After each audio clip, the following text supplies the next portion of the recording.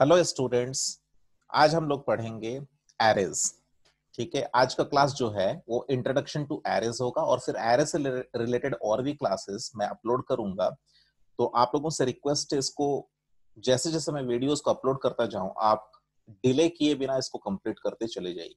मैं आप सभी बच्चों को गारंटी देता हूं कि एरेज में कोई भी डाउट आप लोगों का नहीं रह जाएगा और आप लोग बोर्ड एग्जामिनेशन में कोई भी क्वेश्चन एरे से अगर आएगा तो आप लोग उसको अटेंड कर पाओगे।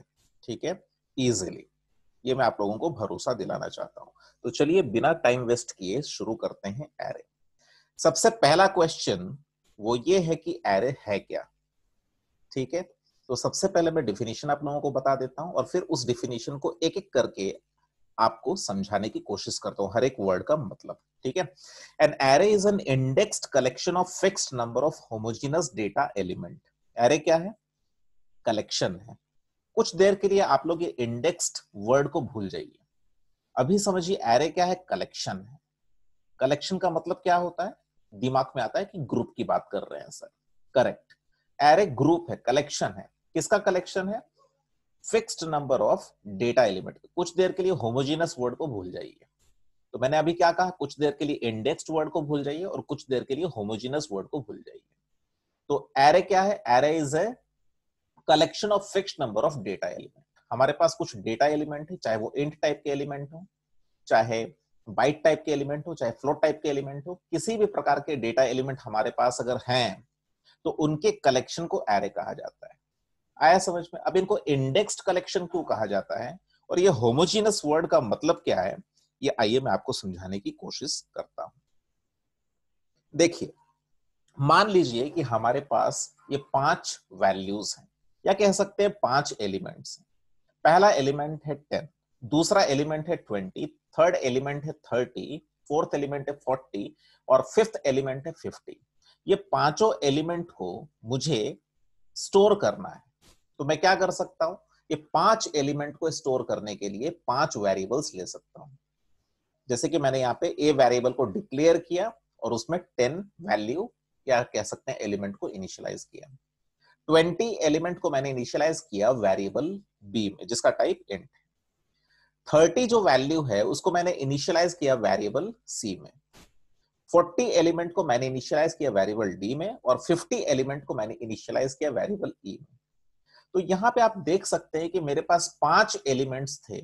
ये पांचों एलिमेंट को इनिशियलाइज करने के लिए हम लोगों को 5 वेरिएबल्स डिक्लेयर करना पड़ा। अब ये 5 वैल्यूज थे तो चलो कोई बात नहीं, हो गया।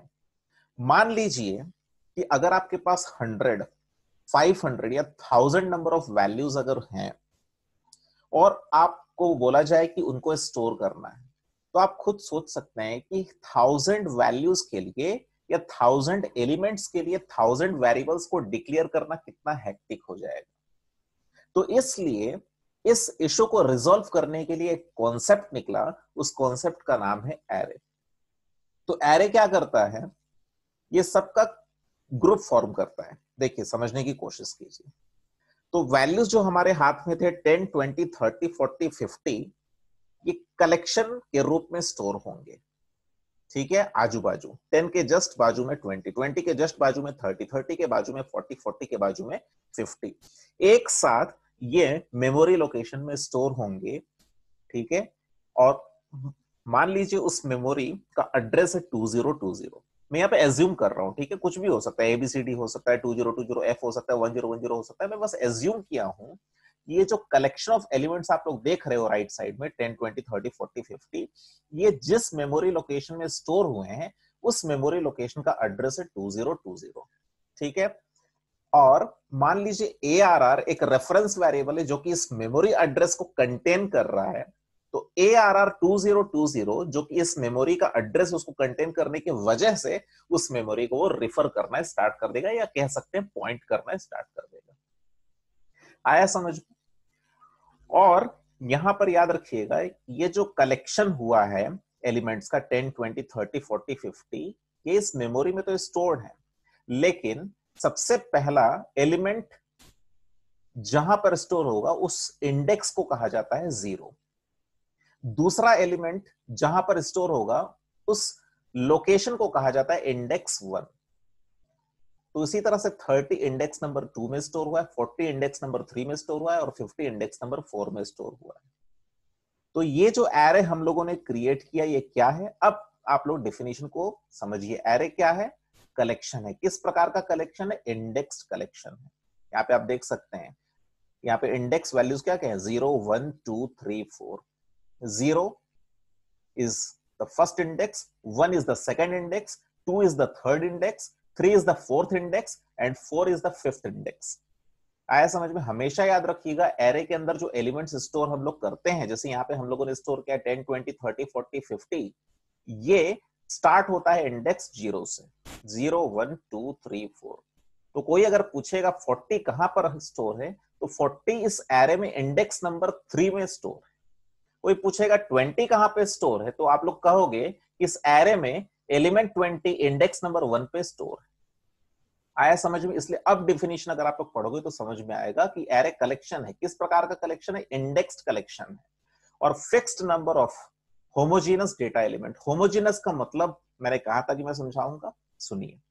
यहां पे आप लोग देखिए कि वैल्यू 10 20 30 40 50 ये पांचों के पांचों इंटीजर टाइप वैल्यूज हैं, यानी कि इंट टाइप वैल्यूज हैं। ऐसा नहीं है कि मैंने यहाँ पे पहला एलिमेंट फ्लोट टाइप रखा, दूसरा डबल टाइप रखा, तीसरा बाइट टाइप रखा, चौथा स्ट्रिंग टाइप रखा, नहीं। यहाँ पे जितने भी एलिमेंट्स आप लोग देख रहे हो 10 20 30 40 50 ये सारे के सारे एक ही प्रकार के हैं, मतलब इंट टाइप के हैं। इसको कहा जाता है होमोजीनस। क्या कहा जाता है? होमोजीनस। होमोजीनस का मतलब होता है एक ही प्रकार के। अब आप लोगों को डेफिनेशन पूरा क्लियर हो गया होगा कि एरे क्या है? इंडेक्स्ड कलेक्शन है fixed number of homogeneous data element के। आया समझ में? और हमेशा याद रखना एरे का साइज क्या होता है? Total number of elements which can be stored in the array. एक एरे के अंदर टोटल जितने एलिमेंट्स को हम लोग स्टोर कर सकते हैं, जितना वो जगह कैप्चर किया है मेमोरी में, वो सारे नंबर ऑफ जगह को कहा जाता है साइज ऑफ द एरे। तो इस एरे का साइज कितना है? 5। और हमेशा याद रखिएगा एरे का लास्ट इंडेक्स साइज -1 होता है। जैसे कि इस एरे का साइज है 5, 1 2 3 4 5, 5 एलिमेंट्स रह सकते हैं, लेकिन लास्ट इंडेक्स क्या है? 5 -1 4। इस चीज को आप लोग थोड़ा सा याद रखिएगा, फ्यूचर में ये कॉन्सेप्ट यूज होगा। तो आप लोग समझे एरे का कॉन्सेप्ट क्यों आया? क्योंकि हमारे पास अगर मल्टीपल वैल्यूज हैं या मल्टीपल एलिमेंट्स हैं, तो उनको एक साथ ग्रुप में रख करके एक ही वेरिएबल से रिफर करने के सुविधा को प्राप्त करने के लिए हम लोग जो कॉन्सेप्ट को इस्तेमाल किए वो है एरे का कॉन्सेप्ट। इसी चीज को एरे कहा जाता है। तो यहां पर हम लोगों को 5 वैल्यूज को स्टोर करने के लिए 5 वेरिएबल्स को डिक्लेयर करने की जरूरत नहीं पड़ी। एक ही वेरिएबल की मदद से हम लोग 10 20 30 40 50 को एक्सेस कर सकते हैं, स्टोर कर सकते हैं।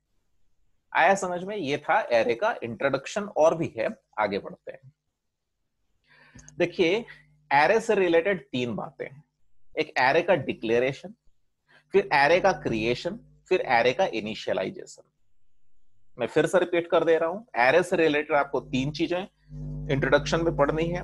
एरे का डिक्लेरेशन, एरे का क्या उसको बोलते हैं, डिक्लेरेशन पहला, फिर उसके बाद क्रिएशन और तीसरा हो गया इनिशियलाइजेशन। ठीक है? तो डिक्लेरेशन का सिंटेक्स आप लोग देख लीजिए। पहले आपको डेटा टाइप लिखना होगा, फिर स्क्वायर ब्रैकेट देना होगा और फिर उसके बाद वेरिएबल का नाम देना होगा। ठीक है? जैसे कि एग्जांपल में आप लोग देख सकते हैं, वेरिएबल का नाम क्या है? ARR। वेरिएबल का नाम क्या है? ARR। और ARR का डेटा टाइप क्या है? Int array.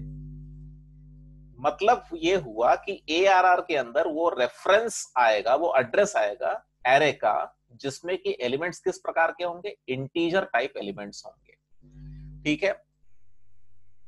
या फिर दूसरा तरीका ये भी है, बहुत सारे बुक में ये इस तरीके से भी डिक्लेयर किया जाता है, पहले डेटा टाइप लिख दिया जाता है, वेरिएबल का नाम दे दिया जाता है, फिर स्क्वायर ब्रैकेट दिया जाता है।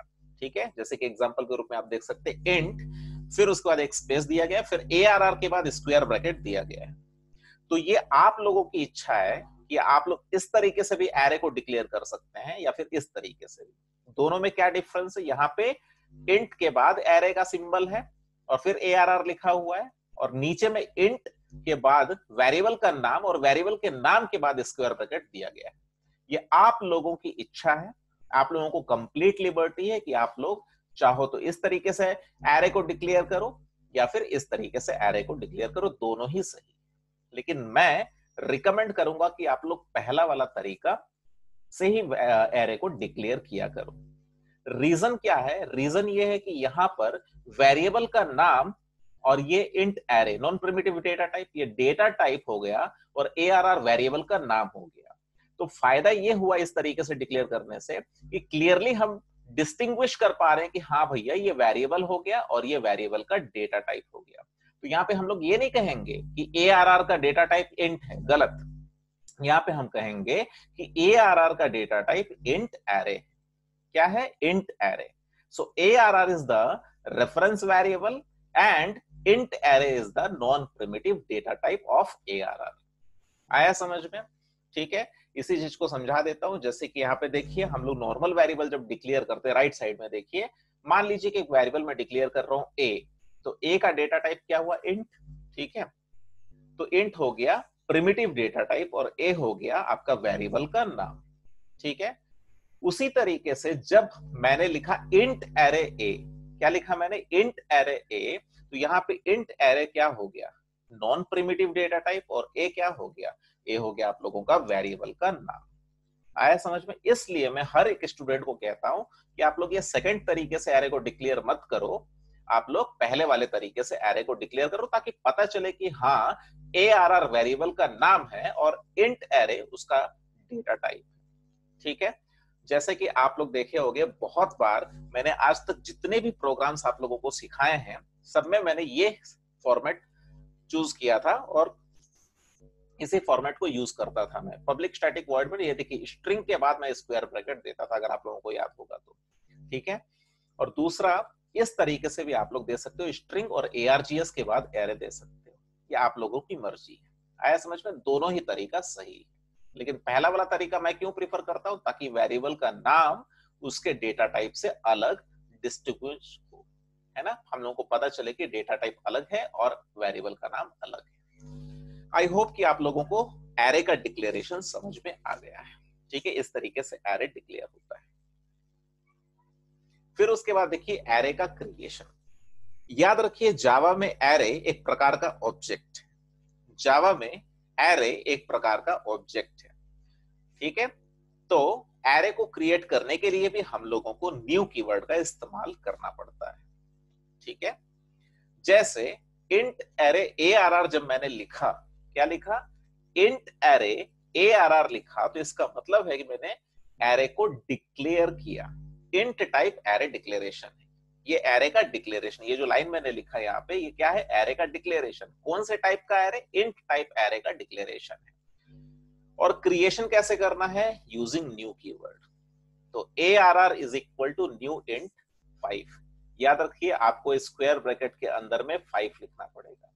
डिक्लेरेशन के समय आपको स्क्वायर ब्रैकेट के अंदर में कुछ भी नहीं लिखना होता है, लेकिन क्रिएशन के समय यानी कि न्यू कीवर्ड के साथ अब जब आप लोग लिखोगे राइट साइड में, तो आपको स्क्वायर ब्रैकेट के अंदर में साइज स्पेसिफाई करना पड़ेगा। आपको ये बताना पड़ेगा कि उस एरे में कितने नंबर ऑफ एलिमेंट्स स्टोर होंगे। जैसे मैं यहाँ पे अगर 5 लिख रहा हूं, तो मैं ये बताना चाह रहा हूं कि फ्यूचर में ये एरे के पास कैपेसिटी रहेगी कि 5 इंटीजर वैल्यूज को ये होल्ड कर पाएगा। आया समझ में? तो ये हो गया पहला लाइन आप लोगों का एरे का डिक्लेरेशन, और दूसरा लाइन हो गया एरे का क्रिएशन। ठीक है, अभी एक चीज और है इंटरेस्टिंग कि एरे का डिक्लेरेशन और क्रिएशन एक ही लाइन में किया जा सकता है।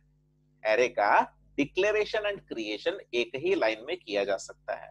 जैसे कि ऊपर आप लोग देखोगे इंट एरे ARR अलग लाइन में लिखा हुआ है, फिर उसके नीचे ARR is equal to new int 5 जो लिखा है, ये दोनों लाइन को हम लोग सिंगल लाइन में भी लिख सकते हैं। जैसे कि int array ARR is equal to new int और फिर स्क्वायर ब्रैकेट के अंदर में 5 सेमीकोलन। आया समझ में? तो हम लोगों को ये दो अलग अलग लाइन में अगर हम नहीं लिखना चाहते हैं तो भी हम लोग एक लाइन के अंदर लिख सकते हैं। तो ये लेफ्ट साइड वाला आपका हो गया एरे का डिक्लेरेशन, और right side is equal to के राइट साइड जहां पे न्यू कीवर्ड का इस्तेमाल किया गया है, ये हो गया एरे का क्रिएशन। ये हो गया एरे का डिक्लेरेशन, ये हो गया एरे का क्रिएशन। मतलब आप कंपाइलर को बोल रहे हो कि रन टाइम में एक एरे क्रिएट होगा जिसमें कि 5 नंबर ऑफ 5 ठो इंट टाइप वैल्यूज स्टोर होकर के रहेंगे, और जिसको कि उस मेमोरी लोकेशन को पॉइंट कौन करेगा, ARR पॉइंट करेगा। आया समझ में? ठीक है। जिस तरह से नॉर्मल वेरिएबल, देखो जब मैं आप लोगों को बताया था फंडामेंटल क्लासेस में कि नॉर्मल वेरिएबल को जब हम लोग डिक्लेयर करते हैं डेटा टाइप से, तो इंट x लिखते हैं और फिर उसको इनिशियलाइज करते समय x इज इक्वल टू 10 लिखते हैं। ये दो चीज को, वेरिएबल, नॉर्मल वेरिएबल का डिक्लेरेशन और इनिशियलाइजेशन, ठीक है, को हम लोग सिंगल लाइन में भी लिख सकते हैं, जैसे कि int x is equal to 10। तो जैसे ये नॉर्मल वेरिएबल को हम लोग यहाँ पे डिक्लेयर कर रहे हैं और फिर इनिशियलाइज एक ही लाइन में कर रहे हैं, उसी तरह से यहाँ पर भी एरे का डिक्लेरेशन और एरे का क्रिएशन एक ही लाइन में किया जा सकता है। आया समझ में? ठीक है। तो अगर नहीं समझ में आया या फिर थोड़ा कुछ और सोच रहे थे आप लोग अगर अपने दिमाग में मेरी बातों को सुनते सुनते, तो फिर से वीडियो को पीछे ले जाकर के फिर से इसको सुन लीजिए। मैं 100% गारंटी के साथ कह सकता हूं कि आप लोगों को समझ में आ जाएगा। ठीक है, चलिए आगे बढ़ते हैं। Initialization of an array with elements. Sir initialization तो अभी आप कुछ देर पहले बताए ना, इनिशियलाइजेशन, इसमें बहुत सारे बच्चे लोगों को कंफ्यूजन रहता है कि सर इज इक्वल टू लिखा है मतलब यहाँ पे एरे इनिशियलाइज हो गया। इनिशियलाइज हो रहा है लेकिन एलिमेंट्स इनिशियलाइज नहीं हो रहे हैं। देखो न्यू कीवर्ड के वजह से क्या होगा, एक ऑब्जेक्ट बनेगा, उस ऑब्जेक्ट का जो एड्रेस है ना वो ARR में जाएगा। तो यहाँ पे इनिशियलाइजेशन हो रहा है लेकिन एलिमेंट्स इनिशियलाइज नहीं हो रहे हैं, उस एरे का रेफरेंस इनिशियलाइज हो रहा है, इसलिए मैंने यहाँ पे इनिशियलाइजेशन वर्ड का इस्तेमाल नहीं किया। सिंपल सी बात, इज इक्वल टू के लेफ्ट साइड में ये हो गया एरे का डिक्लेरेशन, और इज इक्वल टू के राइट साइड में जहां पे न्यू कीवर्ड का इस्तेमाल हुआ है ये हो गया एरे का क्रिएशन। एरे का इनिशियलाइजेशन का मतलब मैं यहाँ पे ये कहना चाह रहा हूं कि उसके अंदर जो एलिमेंट्स होंगे, कौन कौन से एलिमेंट्स होंगे, वो हम लोग इनिशियलाइज करना चाहते हैं। तो जैसे int array ARR is equal to new int और स्क्वायर ब्रैकेट के अंदर में 5, इसका मतलब क्या है समझो ध्यान से। सबसे पहले तो इज इक्वल टू के राइट साइड वाला जो चीज है ना वो एग्जीक्यूट होगा रन टाइम में, यानी कि न्यू इंट 5। जैसे ही जावा वर्चुअल मशीन, जिसको कि JVM कहा जाता है, न्यू कीवर्ड को देखेगा, वैसे ही हीप एरिया में एक मेमोरी आ जाएगा जहां पे 5 तो जगह बनेगा, जैसे आप लोग यहाँ पे देख पा रहे हो 5 जगह, 1 2 3 4 5, और ऑटोमेटिकली यहाँ पे 0 आ जाएगा। अगर आप लोग यहाँ पे फ्लोट टाइप एरे क्रिएट किए रहते या कह सकते हैं डिक्लेयर किए रहते, तो यहाँ पे 0.0 0.0 0.0 0.0 0.0 होता है। ठीक है, डिफॉल्ट वैल्यूज ऑटोमेटिकली 0 आ जाता है। ठीक है, और जैसा कि मैंने कहा था इंडेक्स्ड कलेक्शन है, तो सबसे पहला जगह का इंडेक्स होता है 0, फिर 1, फिर 2, फिर 3, फिर 4। ठीक है, तो क्या होगा, मेमोरी में जो जगह बना उस मेमोरी का टाइप पहले समझ लो, किस टाइप का एरे क्रिएट हुआ यहाँ पे। एरे मतलब ऑब्जेक्ट, ऑब्जेक्ट मतलब मेमोरी। ठीक है, कंफ्यूज मत होना, एरे मतलब ऑब्जेक्ट, ऑब्जेक्ट मतलब मेमोरी, एक स्पेशल टाइप का ऑब्जेक्ट है एरे। तो ये किस प्रकार का array, int array. Int array का मतलब क्या हुआ, यहां पर केवल इंटीजर वैल्यूज ही रहेंगे। ठीक है, और इसका एड्रेस है 2020। तो यहाँ पे देखो लेफ्ट साइड में ARR के अंदर इनिशियलाइज हो रहा है, क्या इनिशियलाइज हो रहा है, 2020, यानी कि उस एरे का रेफरेंस। ठीक है, तो ARR के अंदर 2020 आया, तो ARR उस मेमोरी को रिफर करेगा या कह सकते हो पॉइंट करेगा।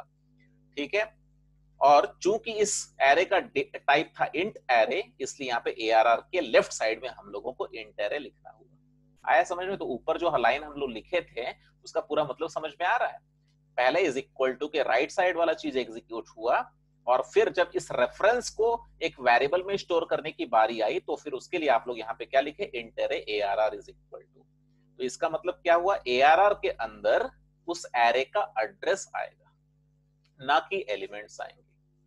आया समझ में? ये जो एलिमेंट्स है ना 0 0 0 0 0, ये नहीं आएंगे ARR के अंदर। ARR के अंदर आएगा इस एरे का मेमोरी, यानी कि एड्रेस। अभी देखो ये तब सर ये फिर एलिमेंट्स को कैसे एसेस करेंगे, है ना, बहुत लोग पूछेंगे सर फिर एलिमेंट्स को कैसे एसेस करेंगे, क्योंकि ARR के अंदर तो ये आ रहा है, इसका एड्रेस आ रहा है, तो फिर इन एलिमेंट्स को एसेस करने का तरीका क्या है।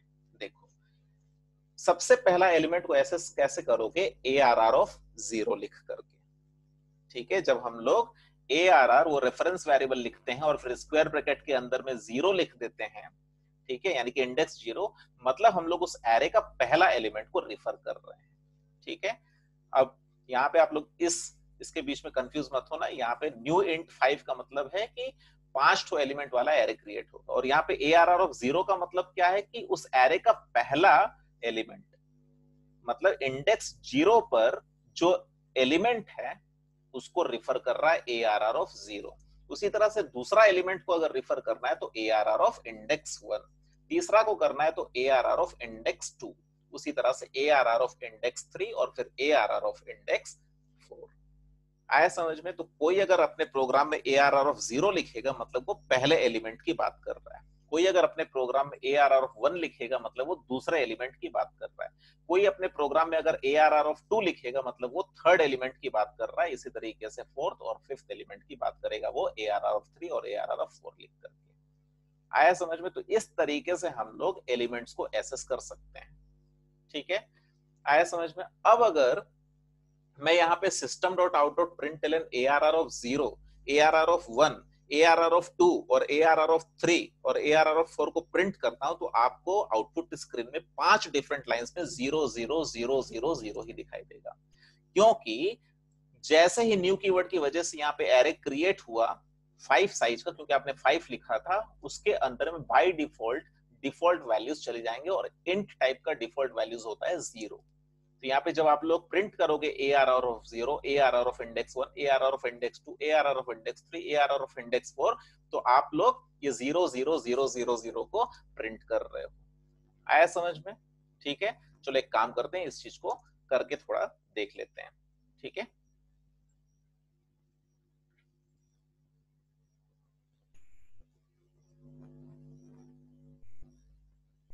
प्रोग्रामिंग किधर गया?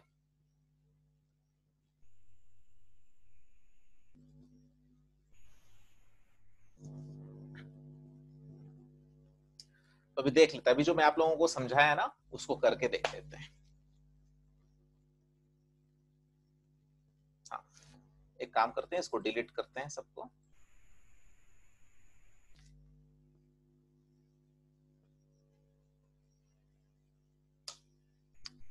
एक नया क्लास क्रिएट किए। देखो थोड़ा टाइम तो लगेगा लेकिन आप लोग समझ जाओगे।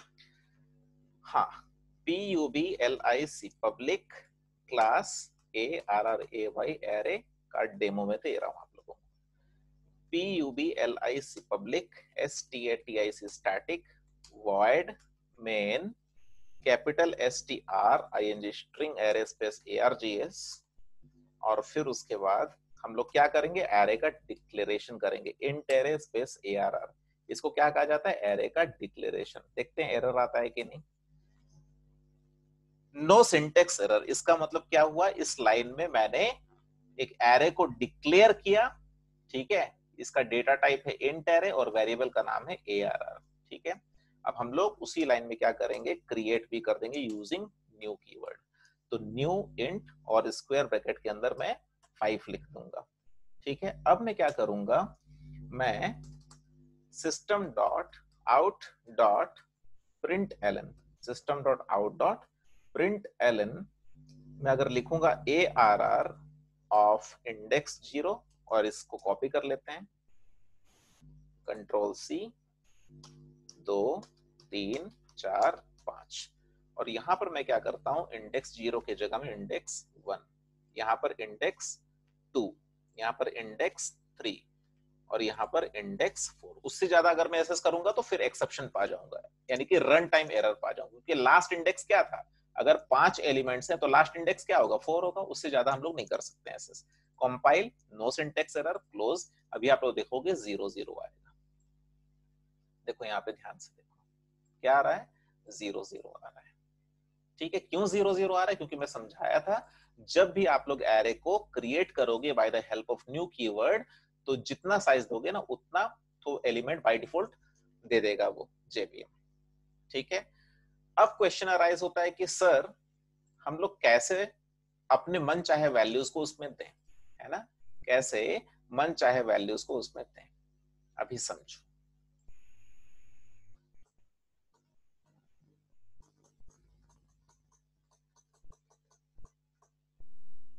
ये था, ये हम लोग ये सारा सीन को समझ चुके थे।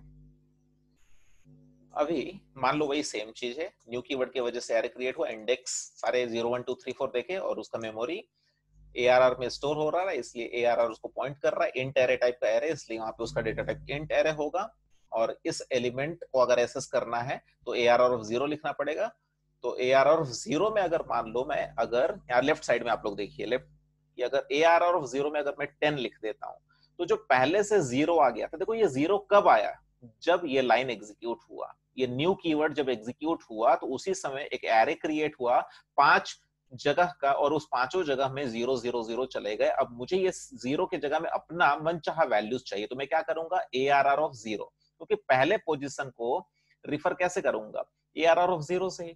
तो ARR ऑफ 0 के अंदर मैं लिख रहा हूं 10, इसका मतलब वो 0 हट करके 10 आ जाएगा। दूसरे जगह में को एसेस करने के लिए हम लोग को क्या लिखना पड़ेगा, ARR ऑफ 1, तो ARR ऑफ 1 के अंदर लेफ्ट साइड में आप लोग देखो, ARR ऑफ 1 के अंदर में 20 अगर असाइन किया तो अभी देखो यहाँ पे मेमोरी में तो 0 हट करके 20 आ जाएगा। फिर तीसरा जगह को एसेस करने के लिए हम लोग को लिखना पड़ता है ARR ऑफ 2, अभी लेफ्ट साइड में देखो, लेफ्ट साइड में तो ARR ऑफ 2 में आप लोग क्या किए, 30, ठीक है 30 दिए तो यहाँ पे 0 हट करके क्या आ गया, 30 आ गया। उसी तरह से फोर्थ लोकेशन को हम लोग कैसे रिफर करेंगे, ARR ऑफ 3 से, लेफ्ट साइड में देखो ARR ऑफ 3 में आप क्या असाइन कर रहे हो, 40, तो यहाँ पे 0 हट करके 40 आ जाएगा। उसी तरह से पांचवें जगह में हम लोग कैसे रिफर करेंगे, पांचवें जगह को ARR ऑफ 4 से, तो ARR 4 में लेफ्ट साइड में देखो ARR 4 में 50 दे रहे हैं तो यहाँ पे 0 हट करके क्या आ जाएगा, 50 आ जाएगा। आया समझ में। तो पहले जब ये लाइन एग्जीक्यूट हुआ, देखो int array ARR is equal to new int 5, जब ये लाइन एग्जीक्यूट हुआ तो ये सारा चीज हुआ और बाय डिफॉल्ट 0 0 0 0 0 चला गया। और गया कि नहीं गया मैं अभी प्रूफ करके आप लोगों को दिखा चुका हूं, आउटपुट स्क्रीन में प्रिंट हो रहा था 0। लेकिन मुझे अभी चाहिए कि यहां पर मेरा दिया हुआ वैल्यूज जाए, तो मुझे यहाँ पे एक्सप्लिसिटली लिखना पड़ेगा ARR of 0 is equal to 10, ARR of 1 is equal to 20, ARR of 2 is equal to 30, ARR of 3 is equal to 40, ARR of 4 is equal to 50। आया समझ में, ठीक है, आया समझ में। देखो मैं करके आप लोगों को दिखा देता हूं। देखो ये हम लोगों का प्रोग्राम था, है ना, यहाँ पे करने से 0 आ रहा था, मैं फिर से कंपाइल कर रहा हूँ, क्लोज कर रहा हूँ और फिर आप लोगों को इसका आउटपुट दिखा दे रहा हूँ। यहाँ पे देखो 0 0 आ रहा था, क्या आ रहा था, 0 0 आ रहा था। अभी मैं क्या करूंगा, इसके जस्ट बाद, इस लाइन के बाद देखो ARR of 0 is equal to, मैं 10 लिख दिया, ठीक है। अब इसको कॉपी कर लेते हैं, 1 2 3 4 5। तो ARR ऑफ 1, इंडेक्स 1 के जगह मैं वैल्यू 20 डालूंगा, ARR ऑफ इंडेक्स 2 के जगह मैं यहाँ पे वैल्यू 30 डालूंगा, और ARR ऑफ थर्ड इंडेक्स में मैं वैल्यू 40 डालूंगा, ARR ऑफ फोर्थ इंडेक्स में वैल्यू 50 डालूंगा। देखो ARR ऑफ 5 आप लिख ही नहीं सकते, नहीं तो रन टाइम में एक्सेप्शन आ जाएगा, error index out of bounds exception, उसको मैं नेक्स्ट क्लास में अच्छे से इन डिटेल समझाऊंगा कि क्या क्या लूप होल्स हैं एरे में, क्या क्या एरर आता है, कैसे कैसे एरर आता है, कैसे सावधानी बरतनी है, सारी चीजों को नेक्स्ट वीडियो में कवर करूंगा। अभी खाली आप लोग ये समझ लो कि एरे को डिक्लेयर कैसे करते हैं, एरे को क्रिएट कैसे करते हैं एक साइज दे करके, और डिफॉल्ट वैल्यूज को प्रिंट करके उसका वैल्यूज देख सकते हैं, और फिर री इनिशियलाइज अपना मन चाहा वैल्यूज दे करके कर सकते हैं, ठीक है। अब यहाँ पे क्या करना है, मुझे सेम टू सेम ये लाइन सबको यहाँ से कॉपी करके और एक बार यहाँ पे पेस्ट कर देना है। अब थोड़ा सा इसको मिनिमाइज कर देता हूं, आप लोगों को दिखाई देगा क्या मैं यहाँ पे किया हूं। एक क्लास के अंदर एक मेथड, मेन मेथड, एक एरे को डिक्लेयर किया हूं और उसके सारे एलिमेंट्स को प्रिंट करने की कोशिश की। चूंकि मैंने कोई भी एलिमेंट्स दिया ही नहीं था इसलिए 0 0 0 0 0 आएगा। लेकिन यहाँ पे मैं क्या कर रहा हूं, उसके अंदर, उस एरे के अंदर एलिमेंट्स 10 20 30 40 50 डाल रहा हूं, और फिर उसके बाद अगर प्रिंट करूंगा तो मुझे 10 20 30 40 50 दिखाई देगा। यानी कि पहला 5 लाइंस 0 0 0 0 0 दिखाई देगा, फिर उसके बाद वाला 5 लाइन 10 20 30 40 50 मुझे दिखाई देना चाहिए, क्योंकि उस एरे को मैंने री इनिशियलाइज कर दिया है। ये देखिए बच्चों, पहला 0 0 0 0 0, फिर 10 20 30 40 50।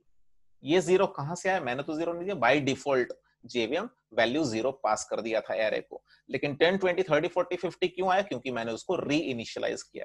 कैसे, उसके पोजीशन को एसेस करके।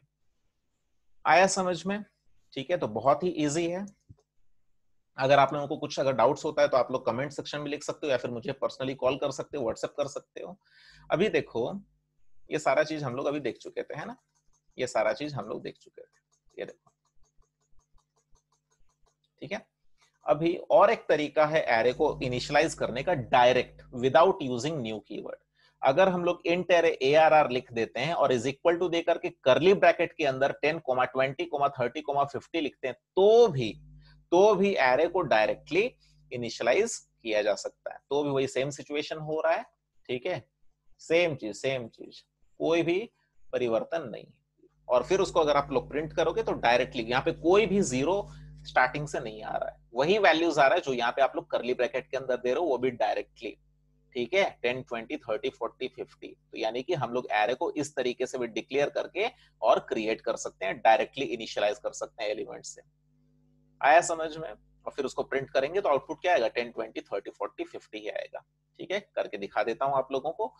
ये हम लोगों का लास्ट था, ठीक है। अब मैं इसको पूरा यहाँ से यहाँ तक डिलीट कर देता हूँ, यहाँ पे थोड़ा सा मैक्सिमाइज कर देता हूँ आप लोगों के लिए, और int array ARR is equal to curly bracket के अंदर 10, 20, 30, 40, कोई भी इंट टाइप वैल्यू आप लोग ले लो, ठीक है, 50।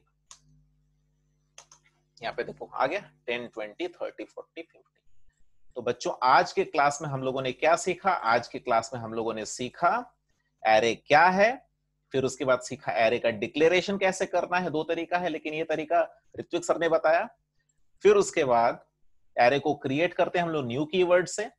फिर हम लोगों ने सीखा कि एरे को हम लोग किस तरीके से इनिशियलाइज करते हैं, है ना। ARR ऑफ 0 का मतलब क्या होता है? पहला लोकेशन को वो पॉइंट कर रहा है। ARR ऑफ 1 क्या है? दूसरा लोकेशन को पॉइंट कर रहा है। और ARR अपने अंदर क्या होल्ड कर रहा है? वैल्यूज को नहीं, एलिमेंट्स को नहीं, वो एलिमेंट्स जिस मेमोरी के अंदर स्टोर्ड है उस मेमोरी का जो एड्रेस है वो एड्रेस को होल्ड कर रहा है ARR, इसलिए ARR उसको पॉइंट कर रहा है। ये डिफरेंस हम लोग समझे, ठीक है। तो आज यही सारा चीज सीखे हम लोग एरे से रिलेटेड। एरे से रिलेटेड और भी बहुत सारी चीजें हैं, इस वीडियो को आप लोग जल्दी जल्दी देख लेना, क्योंकि बहुत जल्दी मैं एरे का दूसरा वीडियो अपलोड करूंगा। ठीक है, bye bye, thank you and have a nice day.